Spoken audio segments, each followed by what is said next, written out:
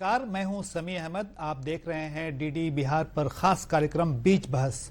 और आज बीच बहस में हम बात करेंगे नए नवेले जो मुख्यमंत्री हैं सम्राट चौधरी, उनकी पहली बैठक हुई कैबिनेट की और कैबिनेट विस्तार के बारे में। इस बारे में हमारे साथ बातचीत करने के लिए शामिल होंगे वरिष्ठ पत्रकार संतोष सिंह जी, जो ठीक हमारे बाएं हैं, और उनके बाद में अनवर सईद साहब हैं। इन दोनों से बातचीत करेंगे क्या आज की कैबिनेट की बैठक के बारे में, क्या महत्वपूर्ण फैसले हुए इसके बारे में, और इस बारे में कि मंत्रिमंडल का विस्तार किस तरह से है, कब होगा। लेकिन आइए पहले देखते हैं ये एक रिपोर्ट।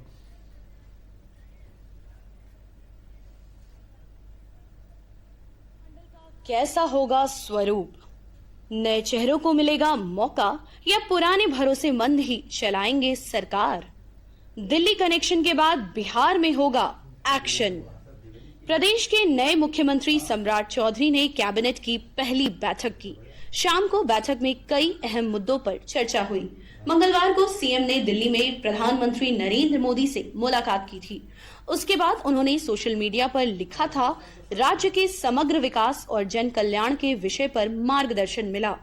प्रधानमंत्री जी का स्नेह और सहयोग बिहार की प्रगति को नई गति प्रदान करेगा।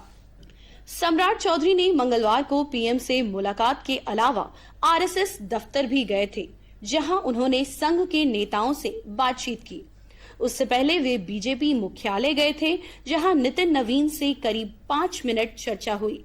माना जा रहा है कि इसी मुलाकात में मंत्रिमंडल के नामों पर आखिरी मुहर लग गई है। प्रदेश में जल्द ही मंत्रिमंडल विस्तार होने वाला है।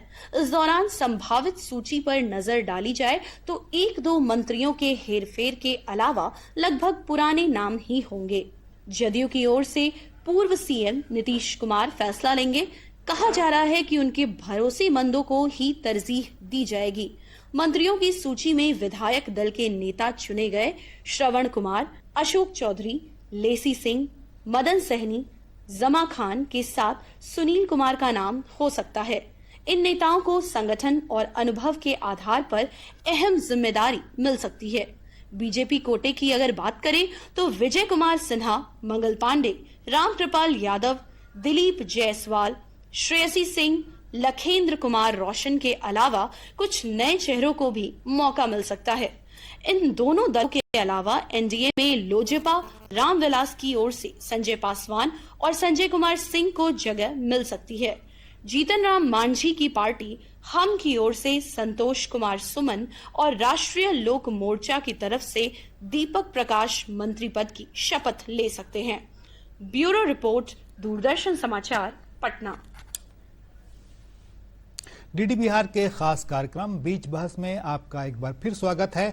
हम आज चर्चा कर रहे हैं सम्राट चौधरी मुख्यमंत्री जो हैं अभी हाल में बने, उनकी पहली बैठक कैबिनेट की हुई उसके बारे में, और जो संभावित मंत्रिमंडल विस्तार है उसके बारे में बात करेंगे। और इस बातचीत में शामिल हो रहे हैं हमारे साथ वरिष्ठ पत्रकार संतोष सिंह जी और अनवर सईद साहब। सबसे पहला सवाल संतोष सिंह जी आपसे है कि आज जो कैबिनेट की बैठक जिसके बारे में भी कुछ देर पहले ही खबर आई है, उसमें खास बात क्या देखते हैं? क्या आपको ये लगता है कि नीतीश कुमार के जो पहले से चले आ रहे कार्यक्रम है उसकी झलक है या कुछ इसमें नयापन भी है?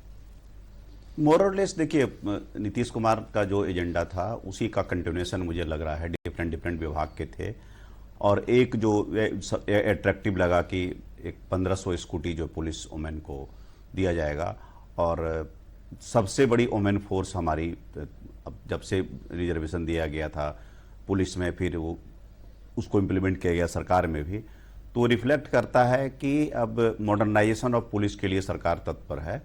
और खास करके एक वुमेन एम्पावरमेंट की अगर बात करते हैं तो ये पुलिसिंग सिस्टम में भी इंट्रोड्यूस होना चाहिए। तो ये मुझे लगता है कि आज के कैबिनेट का मुझे हाईलाइट लगा। और इसके अलावा जो हरिहरनाथ कॉरिडोर को, जैसे कि वाराणसी का कॉरिडोर है, उसी तर्ज पर डेवलप किया जाए एक टूरिज्म सेंटर के रूप में, और ये दो लगा। फिर कुछ राजस्व विभाग के मामले हैं, कुछ मतलब कौशल विकास के हैं, तो जो डिफरेंट विभाग के टोटल 22 एजेंडे पर मुहर लगी है आज, तो मोर और लेस उसमें एयरपोर्ट भी कुछ शामिल है। तो मुझे ये लग रहा है कि जो ऑलरेडी चल रहा था हमारा उसका कंटिन्यूएशन है।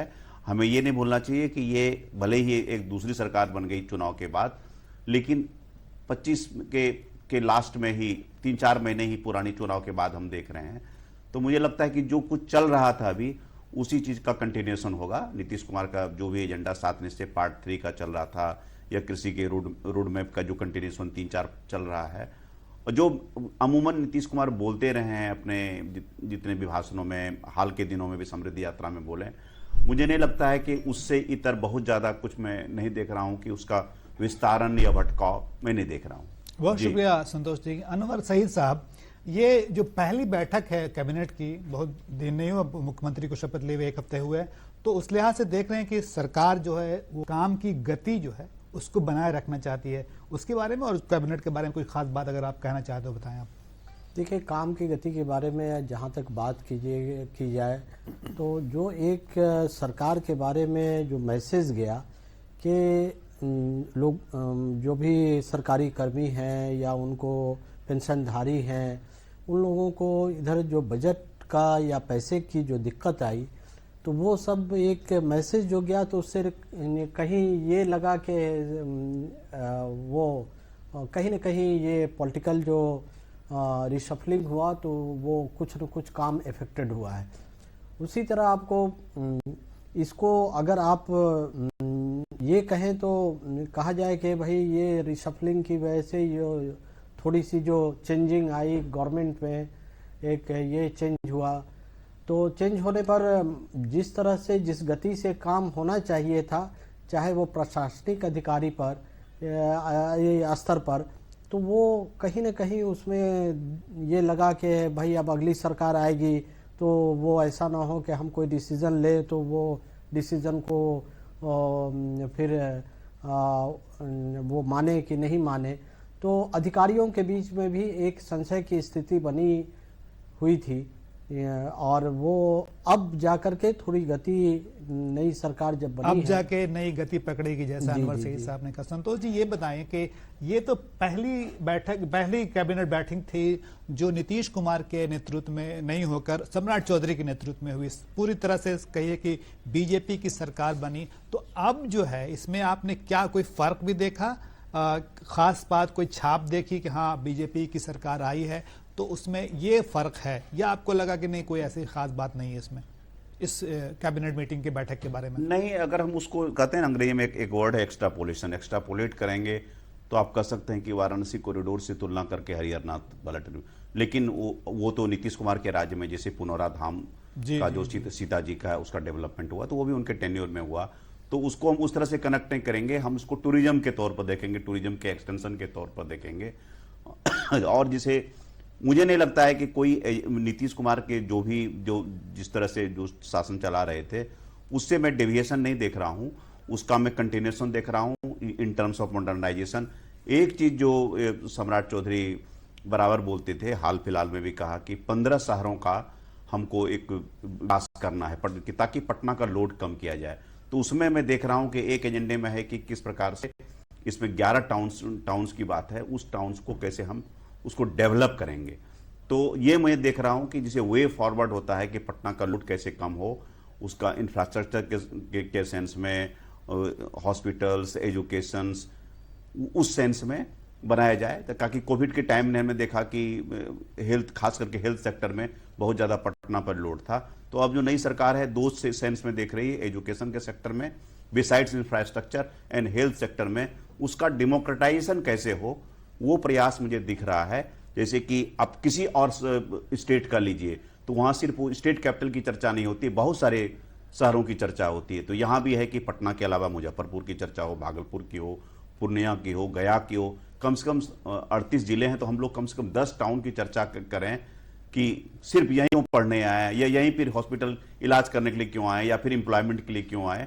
तो इस दिशा में भी मुझे लगता है कि सरकार ने एक तरह से, उसको हम बेबी स्टेप्स ही कहेंगे, लेकिन सरकार ने स्टेप्स रखना शुरू कर दिया। संतोष जी, बहुत शुक्रिया आपका। इस सिलसिले का आखिरी सवाल अनवर सईद साहब आपसे है। जैसा इन्होंने कहा कि दूसरे शहरों पर भी बोझ जाए, वो बांटा जाए पूरा मामले को, तो एयरपोर्ट बनने की बात आ रही है, बार बार ग्रीनफील्ड एयरपोर्ट के बारे में आ रहे हैं, भागलपुर और सब जगह। चलो इसके बारे में हमारे दर्शकों को बताएं आप। देखिए, एयरपोर्ट का जहाँ तक मसला है तो एयरपोर्ट को लेकर के काफ़ी चर्चाएं रही।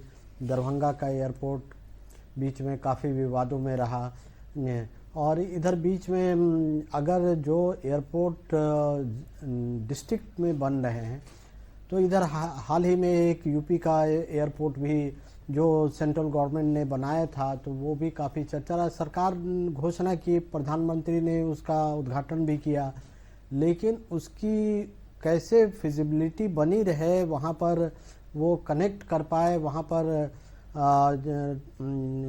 उड़ानें शुरू हो, तो इस तरह की घोषणाएं हो जाती हैं और एयरपोर्ट डेवलप भी हो जाता है, लेकिन कनेक्टिविटी पार्ट जो है वो कहीं ना कहीं मिस कर जाता है, जिसकी वजह से आगे जाकर के वो एयरपोर्ट किसी काम का नहीं बचता है। तो ये घोषणाएं हो जा रही हैं, लेकिन उसको कैसे विएबल बनाया जाए और वो सही ढंग से वो एयरपोर्ट संचालित हो, चालू हो, उस पर सरकार को ज़्यादा कि एक आप जब एयरपोर्ट शुरू कर रहे हैं तो उसको लेकर के आपको अंतिम जो होता है कि वहाँ पर उड़ानें शुरू हो सकें और वो मतलब ये है कि आप कहना ये चाह रहे हैं कि अगर एयरपोर्ट शुरू कर रहे हैं तो वहां से फ्लाइट्स भी मिलें लोगों को। तो संतोष जी, अब हम दूसरे हिस्से में चलना चाहते हैं, चूंकि हमारी बात थोड़ी बहुत हो गई बैठक के बारे में, हम चर्चा करना चाहते हैं मंत्रिमंडल विस्तार के बारे में। देखिए, अब तो मुख्यमंत्री नीतीश कुमार रहे नहीं, सम्राट चौधरी हैं, पार्टी उनकी है, मतलब बीजेपी की है। तो आपको नए मंत्रिमंडल में क्या लगता है कि पहले से क्या फर्क रहेगा? विभागों के बंटवारे के हिसाब से, चेहरे के हिसाब से? आप अनुभवी आदमी हैं, आपने दर्जनों बार रिशफल भी देखा होगा, तो उस सिलसिले में आप हमारे दर्शकों को बताएं। देखिए, विभाग तो बांट दिया गया, जैसे विभाग का बंटवारा तो हो चुका है, मोर और लेस 3 लोगों के बीच में फिलहाल हुआ है। हाँ, 3 लोगों के बीच में क्या हुआ है, मिलेगा? वो बट जाएंगे, उसके बाद बट जाएंगे। तो उस हिसाब से पार्टी का बंटवारा हो गया कि जेडीयू के हिस्से में 16 विभाग है जी। और इनके पास जितना भी 27-28 जो भी है सारे मुख्यमंत्री के पास हैं। एक चीज स्पष्ट हो गया कि गृह विभाग तो मुख्यमंत्री के पास ही रहेगा, लेकिन वित्त जो है जेडीयू के पास रहेगा। तो उस विभाग में मुझे बहुत ज्यादा कंफ्यूजन नहीं लग रहा है। और जो मिनिस्टर्स का भी सिलेक्शन है, मुझे नहीं लगता है, जिसे आपकी रिपोर्ट में भी रिफ्लेक्ट हो रहा था, मुझे नहीं लगता है कि बहुत ज्यादा उसमें प्रयोग होने वाला। 1-2 नए नाम सामाजिक संतुलन और रीजनल बैलेंस को करने के लिए 1-2 नाम आ सकते हैं, और वो किसका नाम कटेगा हम वो नहीं कह सकते हैं कि किसका कट सकता है। लेकिन जितने भी सीनियर फेसेस हैं इधर से, जितने भी हैं, अशोक चौधरी हैं, श्रवण कुमार अभी तो उसके लीडर भी जेडीयू के बने, सुनील कुमार जो कि पूरा देख रहे थे वो भी सीनियर मिनिस्टर हैं, और इस इधर से मंगल पांडे हैं या फिर दिलीप जायसवाल हैं, और भी जो लोग थे कंटिन्यूशन में वो हैं। और कुछ नाम जो मान लीजिए कि पिछले इसके पहले के कैबिनेट में थे, क्या उनका रिटर्न होता है या फिर कुछ नए लोग का इन्फ्यूजन होता है, ये देखने लायक बात होगी। लेकिन मोर और लेस मैं देख रहा हूं कि उसी चीज का कंटिन्यूएशन। और सम्राट चौधरी के बनने में बीजेपी में मान ली कुछ लोगों में अगर एक कहा जाता है कि तथाकथित रूप से नाराजगी है कुछ हलकों में, तो वो एक तरह से ये क्यों रोका गया, ये चुनाव चूंकि बंगाल में और अदर स्टेट्स में चुनाव हो रहे थे, तो वो इसका समय लेना चाहते थे कि समय लेकर के पूरा एक सोशल कॉम्बिनेशन सब कुछ देख करके एक ओल्ड न्यू का सबका उसका एक एमालगमेशन करके उसको किया जाए। लेकिन मुझे लगता है कि लास्ट बार जो था उससे बहुत ज्यादा फर्क नहीं होगा, नहीं जेडीयू के साइड से नहीं बीजेपी के साइड से बहुत ज्यादा फर्क नहीं होगा। लेकिन अनवर सईद साहब, इन्होंने अभी बात की कुछ नाराजगी वगैरह के बारे में, तो एक तो तय है कि विजय कुमार सिन्हा जो पहले उप मुख्यमंत्री थे वो अब मुख्यमंत्री नहीं रहेंगे, लेकिन क्या उनका विभाग भी अभी काफी चर्चा में रहा है? राजस्व अधिकारियों की हड़ताल हुई है, निलंबन वापसी की खबर आई है, आप कैसे देखते हैं इस मामले को आगे बढ़ते हुए? देखिए, जहाँ तक विजय सिन्हा जी का सवाल है, विजय सिन्हा जी के साथ अब पहले उनकी पोजीशन थी नंबर 3 की सरकार में, अब वो नंबर 3 से अब चौथे पोजीशन पर, मतलब अगर मंत्री बनाए जाते हैं तो उनकी पोजीशन चौथे पोजीशन पर या 5वें पोजीशन पर या जहाँ भी हो वो सरकार तय करेगी या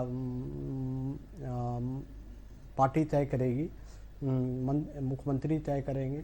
लेकिन ये जो मैसेज जा रहा था, पहले तो मुख्यमंत्री को के सिलेक्शन को लेकर बीजेपी में जा रहा था, तो उस रेस में सब लोग शामिल थे। अब एक चीज़ क्लियर हो गया कि भाई मुख्यमंत्री अब सम्राट जी बना दिए गए, तो अब बीजेपी के अंदर जो एक आपस में टकराव की स्थिति थी, जो रस्साकशी थी, वो ये इनका विजय सिन्हा जी का जो सुरक्षा का कवच था उसको जो कम किया गया, Z+ से घटा करके Z किया गया, तो एक उससे मैसेज गया कि जो एक सम्राट जी और विजय सिन्हा जी के बीच जो पुरानी रंजिश है, जो कुछ वीडियो भी पुराने रंजिश की बात हम बात कर लेंगे, लेकिन हम चाह रहे हैं क्या विभाग उनके पास रहेगा या आपको लगता है कि विभाग भी बदल सकता है? हाँ, विभाग की भी जहाँ तक बात है तो जिस तरह से सम्राट जी आने के साथ ही उनके विभाग की भी समीक्षा की है, तो वो समीक्षा एक चीज़ ये दर्शाता है कि उनकी जो कार्यशैली थी या ये थी उसकी उन्होंने समीक्षा की। तो उससे से ये संदेश गया कि अब आगे ये देखने का है कि अब वो डिपार्टमेंट उनके पास पार्टी लेवल पर क्या फैसला होता है, ये वो आने वाला समय जब मंत्रिमंडल का विस्तार होगा उस वक्त स्पष्ट हो पाएगा कि वो अपने विभाग को पुनः पाने में सक्षम हो पाते हैं कि नहीं, या मिल पाता है कि नहीं। और ये आपको बीजेपी साइड से अब कितने मंत्री बनते हैं, किनको जो लोग हैं उन लोगों को किनको किनको फिर पुराना विभाग मिल पाता है, ये समय में पता चल पर पाएगा। जब शुक्रिया मंत्रिमंडल का आपका विस्तार अनवर होगा। सईद साहब। संतोष जी से हम ये जानना चाहते हैं, आपने लंबे समय से देखा है कैसे रिशफल होता है, लेकिन दर्शकों को बताइए कि जब मंत्रिमंडल का गठन होता है या रिशफलिंग होती है, विस्तार होता है, तो किन बातों का ध्यान रखा जाता है, खास के जब अभी समीकरण पूरा बदल गया है, अब जो है वो बीजेपी के नेतृत्व में सरकार बन रही है, तो आप कैसे देखते हैं इसको, किस तरह से फैसला होगा, क्या क्या चीज ध्यान, किस किस चीज का ध्यान रखा जाएगा? जैसे देखिए उसमें क्या था ना कि नंबर्स में तो बहुत ज़्यादा फर्क नहीं था। जो पहले फार्मूला था वो फार्मूला का रिवर्सल में देख रहा हूँ। जो बीजेपी के पास जितने नंबर्स थे वो जेडीयू के पास नंबर होंगे, उन दोनों का एक तरह से स्वैपिंग हो जाएगा, तो नंबर्स पे थोड़े 1, 2, 3 मंत्रालय का मतलब उसमें परिवर्तन होगा। और मैं बहुत ज़्यादा परिवर्तन मैं नहीं देख रहा हूँ, क्योंकि nothing to choose between 89 and 85। और जो फार्मूला पहले से था और जो आपको छोटे छोटे एलायंस थे तो उनके भी फार्मूले, जैसे कि लोजपा आरबी से 2 और दीपक फर्मी होंगे आरएलएम से, और हम एस से उनके जीतन राम मांझी के बेटे संतोष कुमार सुमन। इसमें कोई ज्यादा रॉकेट साइंस इसमें नहीं है, इतना ही होगा। बीजेपी में है, जैसे अभी सेना की बातचीत हो रही थी, वो भूमि सुधार विभाग उनका प्रेस्टीज इशू हो जाएगा कि भाई वो विभाग, अब सम्राट चौधरी ने आते रिवर्स किया कि भाई जो जिन लोगों को सस्पेंड कर दिया था उनको सस्पेंशन रिवोक किया और उनसे बातचीत रिन्यू किया। तो विजय सिन्हा का प्रयास ये होगा कि वो विभाग तो उनके पास रहे और उसके अलावा एक और हैवीवेट डिपार्टमेंट रहे, ताकि डिप्टी सीएम पोस्ट जाने के बाद he has something to show. तो ये हैवीवेट का विभाग क्या होता है, जरा हमारे दर्शकों को बताएं आप। हैवीवेट इसे कि भाई आप हेल्थ है जी, रोड कंस्ट्रक्शन डिपार्टमेंट है, जो इंपॉर्टेंट डिपार्टमेंट जिसमें कि ज्यादा लोग शामिल हो, ज्यादा बजट शामिल हो, जिसमें ज्यादा बजट शामिल हो, ज्यादा काम हो आपके। जैसे रोड कंस्ट्रक्शन डिपार्टमेंट, हम लोग 20 वर्ष से रोड बनते ही, पुल बनते ही देख रहे हैं, तो मैं मानता हूं रोड कंस्ट्रक्शन डिपार्टमेंट या फिर ये अशोक चौधरी के पास जो रूरल वर्क डिपार्टमेंट, इन विभागों में कंस्ट्रक्शन के काम काफी होते हैं। तो ये आप बीजेपी की बात हो रही है, बीजेपी का मैं आरसीडी की बात करूंगा। मुझे लगता है कि आरसीडी एक इंपॉर्टेंट विभाग है। भूमि सुधार का रिफॉर्म का चल रहा था, तो वो एक तरह से मोर और लेस प्रेस्टीज इशू होगा। हेल्थ तो मोर और लेस मुझे लगता है कि मंगल पांडे के पास ही रहेगा।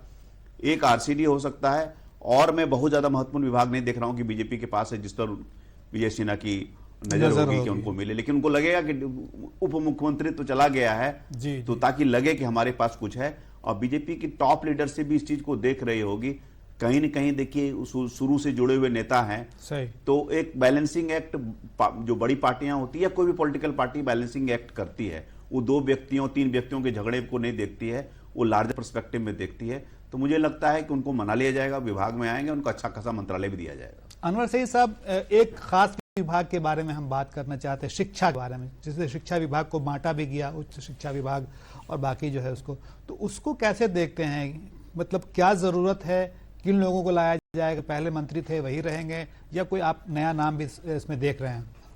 नहीं, शिक्षा विभाग क्योंकि नीतीश जी के काफ़ी वो पुराने और जिसको कहिए कि करीबी विश्वास पत्र सही वर्ड होगा, तो वो सुनील कुमार जी हैं। तो हमको नहीं लगता है कि उसमें बहुत कोई बदलाव आगे मंत्रिमंडल का विस्तार होने पर और होने वाला है, और वो हमको लग रहा है कि आगे वो कंटिन्यू करेंगे। उसमें बहुत चेंजिंग का अब ये है कि आगे क्या निर्णय रहता है सरकार का, और वो चूँकि जदयू के कोटे में वो विभाग है, तो जदयू अब उसमें अपने लेवल पर अपनी क्या नीति कुछ नई चीज़ें लाता है। बड़ा विभाग है, इसमें कोई शक नहीं है, और अपेक्षाएं भी बहुत रहती हैं। तो ये ज़रूर अपेक्षाएं रहेंगी कि भाई नई सरकार आई है तो उसमें, तो चूँकि वो विभाग जदयू के पास है, पहले से वो विभाग वो ये कर पा रहा है, तो अब उसमें मुख्यमंत्री के तौर पर बीजेपी का मुख्यमंत्री होने के नाते अब सम्राट चौधरी जी क्या उसमें और क्या अपने सहयोगी मंत्री को वो सजेस्ट करेंगे, सुझाव देंगे कि क्या चीज़ें लाते हैं, ये उन पर डिपेंड करता है। इसी से जुड़ा सवाल संतोष जी अभी आपसे करना चाहते थे कि जैसे उच्च शिक्षा विभाग पे, खास के उच्च शिक्षा विभाग के बारे में कहा गया कि दिक्कत है यहाँ पे, लेकिन इस पर चर्चा करेंगे एक ब्रेक बाद। तो वापस हम आते हैं थोड़े से समय अंतराल के बाद। जी, हम लोग एक प्रकार से पीएम जय अब गरीबों की जय बन गई है। देश हो रहा है आयुष्मान, मुफ्त उपचार मिल रहा, अब कोई लाचार ना रहा, जन जन का हो रहा कल्याण। गरीबों की शान ये है स्वास्थ्य का वरदान। आयुष्मान आयुष्मान देश हो रहा। आयुष्मान भारत प्रधानमंत्री जन आरोग्य योजना के तहत करोड़ों लोग बने हैं 5 लाख रुपए के मुफ्त इलाज के हकदार। तो आप भी आज ही आयुष्मान ऐप डाउनलोड करें और आयुष्मान कार्ड बनाएं। अधिक जानकारी के लिए 14555 पर कॉल करें। डीडी बिहार के खास कार्यक्रम बीच बहस में आप सबका एक बार फिर स्वागत है। हम चर्चा कर रहे हैं मंत्रिमंडल की जो बैठक हुई उसके बारे में और मंत्रिमंडल का जो विस्तार संभावित है उसके बारे में। और इस चर्चा में शामिल हैं वरिष्ठ पत्रकार संतोष सिंह जी और अनवर सईद साहब। संतोष जी, हम आपसे ब्रेक के पहले ये जानना चाह रहे थे कि जो शिक्षा विभाग, जो उच्च शिक्षा विभाग है, और गवर्नर भी बदल गए यहाँ, मतलब जो हमारे चांसलर होते हैं, थोड़ा सा आप बताइए कि इसको कैसे देखते हैं आगे बढ़ते हुए, किस तरह का एडजस्टमेंट होगा? चूंकि गवर्नर भी बदल गए, जो चांसलर वो भी बदल गए, और पता नहीं शिक्षा मंत्री अगर वो रहते हैं तब भी क्या नई जरूरत पड़ेगी। जी देखिए, हायर एजुकेशन पूरे नीतीश कुमार की पीरियड का मेरे हिसाब से एक चुनौती रही है। सही, उस पर फोकस, हमने बिल्डिंग्स तो बना लिए, लेकिन हमने कहते हैं ना, इमारतें हमने बना ली, इबारतें हमने नहीं उस पर लिखी। तो उस चीज की कमी रह गई हायर एजुकेशन में। बहुत सारे उसमें जो अभी भी, क्यों इंजीनियरिंग कॉलेज मतलब मान के चलिए कि अब 38 डिस्ट्रिक्ट्स में खुल गए हैं, लेकिन वो नेम सेक हैं। तो हमको इंस्टीट्यूट्स ऑफ एक्सेलेंस चाहिए, और जो हमारे एग्जिस्टिंग जितने भी इंस्टीट्यूशन है, Patna university, Oxford of the east कहा जाता था, उस सब का रिवाइवल चाहिए। उसकी जो पुरानी जो ग्लोरी है, उस ग्लोरी में उसको कैसे वापस ले जाएं। तो इसीलिए 2 विभाग नए बनाए गए थे। एक कौशल विकास बनाया गया था, क्योंकि रोजगार के बारे में 1 करोड़ रोजगार सृजन प्लस नौकरी के बारे में नीतीश कुमार बराबर बात किया करते थे। और एक विभाग शिक्षा विभाग, मुझे लगता था कि पूरा primary education, secondary education, higher secondary, तो सब कुछ घालमेल हो गया था। इसीलिए हायर एजुकेशन को अलग कर दिया गया है ताकि उस पर फोकस किया जाए। फोकस का मतलब है उसमें गवर्नर की भूमिका अहम होगी। अब सैयद अता हसनैन साहब आए हैं, खास के फौजी जो बैकग्राउंड है उसके बारे में। हाँ, वो आए हैं, तो हो गया है कि हमको लगता है कि उसमें educational reforms, regularization of examination के किस प्रकार जो सेमेस्टर लेट होता है, वो सारी चीज़ों को ध्यान रखेंगे। तो मुझे लगता है कि जो एडमिनिस्ट्रेटिव रिफॉर्म्स, एजुकेशनल रिफॉर्म्स जो उसमें होगा, और जो अपॉइंटमेंट्स में भी बहुत सारी बातें जो उसकी डिस्क्रिपेंसी की चर्चा हुआ करती थी, इन सारी चीज़ों को वो एड्रेस करेंगे। ये विभाग जो हायर एजुकेशन जो लंबे समय से एक तरह से एक्लीज हील रहा है सरकार का, उस पर फोकस की जरूरत है। हमको इंस्टीट्यूट्स ऑफ एक्सेलेंस चाहिए, इंस्टीट्यूट्स ऑफ एक्सेलेंस चाहिए। सब भाई सही बात है, लेकिन अनवर सईद साहब, जब मंत्रिमंडल का विस्तार होता है तो एक्सेलेंस भी देखा जाता है और कास्ट भी देखा जाता है कि हर समुदाय को, हर वर्ग को प्रतिनिधित्व मिले। संक्षेप में बताएं आपकी कैसा लगता है कि कैसे सरकार, जो पार्टियां हैं, वो इसका समायोजन करेगी इसका? देखिए, सबसे बड़ी बात यह है कि जो अगर पार्टी वाइज देखें तो जो 2 बड़ी पार्टियां हैं, बीजेपी और जदयू, तो मुख्यमंत्री का पद एक लंबे कार्यकाल, एक लंबा पीरियड देखे लालू जी से लेकर नीतीश जी तक, बीजेपी पर एक जो लेबल लगा हुआ है कि ये अपर कास्ट की पार्टी है या इनके वोटर जो अपर कास्ट है, तो वो एक लंबे समय से बिहार में अपर कास्ट के कोई मुख्यमंत्री नहीं बन पाए हैं। तो वो कम्युनिटी का एक्सपेक्टेशन है कि किसी न किसी तरह से हमको कोई उनको समाहित किया जाना, उच्च पद दिया जाना। तो इस बार भी उनको निराशा हाथ लगी और अब मुख्यमंत्री का उप मुख्यमंत्री के पद की भी अब गुंजाइश नहीं रही। अब रहा मंत्रिमंडल में समायोजन का। तो मंत्रिमंडल में समायोजन में अब कुछ लेवल पर जैसे पुराने मंत्रियों में कुछ लोग हैं, अब विजय सिन्हा जी हैं तो उनको स्थान दिया जाएगा, श्रेयसी सिंह हैं वो हैं, इसी तरह कुछ और लोग हैं, कुछ नए चेहरे भी हो सकते हैं, कुछ नए चेहरे भी हो सकते हैं। अनवर सईद साहब आपको रोकेंगे और आखिरी सवाल संतोष जी आपसे ये जानना चाहेंगे कि मुख्यमंत्री नीतीश कुमार जो पूर्व हो चुके हैं, उनके समय में जो स्त्रियों महिलाओं को जो मंत्रिमंडल में स्थान मिलता था उसको आप कैसे देखते हैं? कैसे क्या जगह मिलेगी? वही जगह रहेगी, आगे बढ़ेगी, कम होगी? जी मुझे लगता है कि कंटिन्यू रहेगा। जो रिप्रेजेंटेशन महिलाओं को मिल रहा था वो उसमें कोई छेड़छाड़ नहीं होगी, उसमें कोई दो मत नहीं। लेसी सिंह बनेगी या इधर के श्रेयसी सिंह है, एक दो नाम और हो सकते हैं। एक प्रोपोर्शनल जो हम अभी 33% की बात हो रही है तो वो तो मैं नहीं देख रहा हूँ।